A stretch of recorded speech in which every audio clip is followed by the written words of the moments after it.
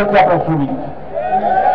60 জন শ্রমিক, কেউ আপনার গার্মেন্টসের শ্রমিক, কেউ চায়ের দোকানে কাজ করে, কেউ আপনার আপনার এই আপনার লেদ মেশিনের যে ফ্যাক্টরি আছে সেখানে কাজ করে, পরিবহন শ্রমিক, এই সব মিলিয়ে আপনার এই শ্রমিকগুলো আছে।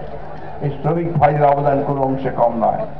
আমি কাউকে এখানে ছোট বড় করে দেখতে চাই না। কি সত্য কথা হচ্ছে এটা, আজকে বাংলাদেশের সমগ্র মানুষের ত্যাগ তিতিক্ষার বিনিময়ে, তাদের রক্তের বিনিময়ে আজকে এই আমরা হাসিনা মুক্ত হতে পেরেছি, ফ্যাসিবাদ মুক্ত। আজকের এই শ্রমিক সমাবেশের সম্মানিত সংগ্রামী শ্রমিক নেতা জনাব সালাউদ্দিন আহমেদ,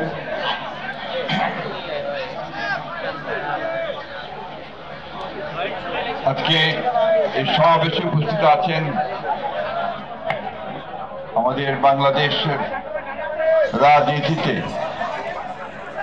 একজন নতুন তারকা, নতুন বলবো না, অনেকদিন ধরেই তিনি রাজনীতি করছেন এবং বাংলাদেশের রাজনীতিতে তার স্থান করে নিয়েছেন এবং পেশাগত জীবনে অত্যন্ত সাফল্যের পরিচয় দিয়ে এবং সর্বোপরি বাংলাদেশের অবিসংবাদী নেতা, গণতন্ত্রের নেতা দেশনেত্রী বেগম খালেদা জিয়ার চিকিৎসার বিষয়ে যিনি অনন্য ভূমিকা রেখেছেন, আমাদের জাতীয় স্থায়ী কমিটির সদস্য ডক্টর জাহিদ হোসেন, আমাদের কেন্দ্রীয় নেতৃবৃন্দ, এখানে আমাদের সঙ্গে উপস্থিত আছেন দেশনেত্রী বেগম খালেদা জিয়ার বিশেষ সহকারী শিমুল বিশ্বাস সহ কেন্দ্রীয় নেতৃবৃন্দ, এবং এখানে কেন্দ্রীয় শ্রমিক নেতৃবৃন্দ, গাজীপুর জেলা মহানগরের বিএনপি অঙ্গ সংগঠনের সময় নেতৃবৃন্দ, শ্রমিক দলের নেতৃবৃন্দ এবং গাজীপুরের এই অঞ্চলের বিশেষ করে কালিয়াকৈর এবং আপনার এই আশুলিয়া কোলাবাড়ি এলাকার প্রিয় শ্রমিক ভাই ও বোনেরা, আসসালামু আলাইকুম। আমরা আজকে একটা বিশেষ প্রয়োজনে আপনাদের সামনে এসেছি। আমরা এখানে কোনো জনসভা করতে আসিনি। আজকে আমরা দেশের একটা অত্যন্ত গুরুত্বপূর্ণ সময়ে আপনাদের কাছে একটা কথা বলতে এসেছি।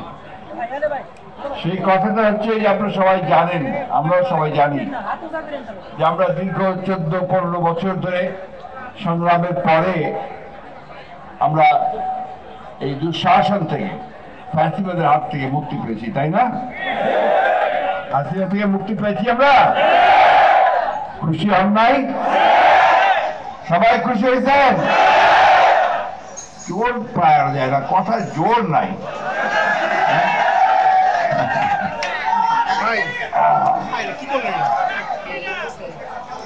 হাসিনা তো শুধু চলে যায় নাই তা না, সে পালাই গেছে না? আপনারা খুব বড় স্লোগান দেন, পলাইছে পলাইছে,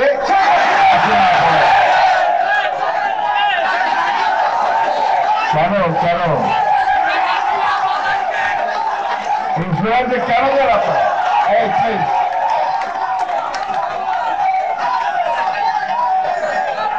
কারণ এই শেখ হাসিনা দীর্ঘ 14-15 বছর ধরে এই বাংলাদেশের মানুষের উপর অত্যাচার নির্যাতন করে, অত্যাচার নির্যাতন করে আমাদের অসংখ্য মানুষকে হত্যা করেছে, শ্রমিককে হত্যা করেছে, ছাত্র হত্যা করেছে, এমনকি তারা নারীদেরকে হত্যা করতে দ্বিধাবোধ করেনি। নিজে ক্ষমতায় থাকার জন্য প্রধানমন্ত্রী থাকবে, এই কারণে সে বাংলাদেশের সমস্ত রাষ্ট্র ব্যবস্থাকে ধ্বংস করে দিয়েছে। কি দিয়ে ধ্বংস করার চেষ্টা করছে? এই সরকারের যে আমাদের রাষ্ট্রে, বাংলাদেশের রাষ্ট্রের যে বিভিন্ন প্রতিষ্ঠানগুলো আছে, বিশেষ করে পুলিশ বাহিনী, তাকে ব্যবহার করছে, তাই না? তাকে ব্যবহার করে, তাকে দিয়ে গুলি করে হত্যা করে, মিথ্যা মামলা দিয়ে জেলে নিয়ে গিয়ে নির্যাতন করে, অকথ্য অত্যাচার করে বাংলাদেশের মানুষকে একটা ভীতির রাজত্বে নিয়ে গেছে। তাই সে যখন ছাত্র শ্রমিক জনতার আন্দোলনের মধ্য দিয়ে পালিয়ে গেছে, তখন এই দেশের মানুষ হাফ ছেড়ে বাঁচছে। এখন যাই হোক, আমাকে দম ফেলতে পারতেছি তো না, রাত্রে একটু আরাম করে শুতে পারতেছি না, যেখানে মনে হয় এই বলে পুলিশ আসলো, এই মানে আওয়ামী লীগের সন্ত্রাসীরা আসলো, তাই না? কিনা বলেন? ওই জায়গা থেকে বেরোয় আসছি তো, এই জন্যই মানুষ একটু আনন্দ করে বলে পলাইছে পলাইছে শেখ হাসিনা। বন্ধুগণ, এই যে শেখ হাসিনা পলাইছে এটা ঠিক, কিন্তু তার যে প্রেতাত্মা ভূত, সেই ভূতগুলো এখন এই দেশের মধ্যে আছে। তারা ভুলতে পারে না, তারা এখানে চুরি চামারি দুর্নীতি লুট করে যে সাম্রাজ্য গড়ে তুলছিল, দেশের বাইরে সম্পদ পাঠিয়ে দিয়ে অসংখ্য সম্পদ তৈরি করছে, দেশের ভিতরে তারা বিরাট বিরাট বাড়ি ঘর তৈরি করে, খামার তৈরি করে, ব্যবসা বাণিজ্য তৈরি করে লুটে নিয়েছে পয়সা। ওই যারা করেছে তারা এটা ভুলতে পারে না, ভাবে আবার যদি শেখ হাসিনাকে ফিরে আনতে পারতাম আবার লুট করতে পারতাম। সেই জন্য তারা বিভিন্ন জায়গায় দেশের বিভিন্ন ভাবে ষড়যন্ত্র করছে। সবচেয়ে বড় ষড়যন্ত্র চক্রান্ত তারা করছে কোথায়? এই শিল্প এলাকাতে, তাই না বন্ধুগণ? যে এলাকাতে এই শিল্প বিশেষ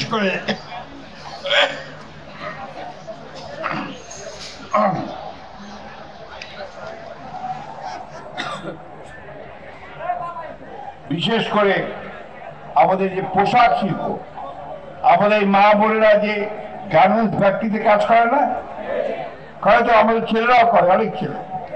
আমি আপনাদেরকে একটা হিসাব দেবো, এটা একটু আপনাদের জানতে হবে, আপনারা জানেন তাও জানার চেষ্টা করেন। আমাদের 2023 সালে বাংলাদেশ থেকে আমরা যত রপ্তানি করেছি তার মধ্যে শতকরা 85%